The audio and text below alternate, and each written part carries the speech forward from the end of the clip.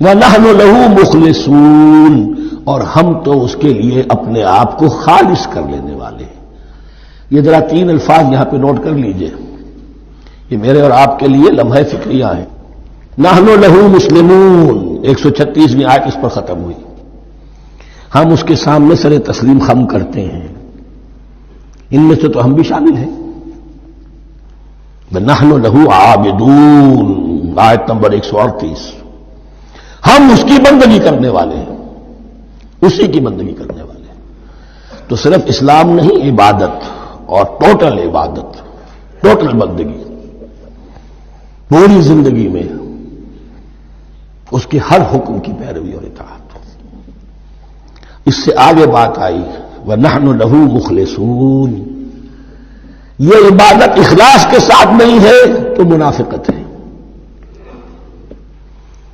اس عبادت سے کوئی دنیا کی منفعت پیش نظر نہ ہو،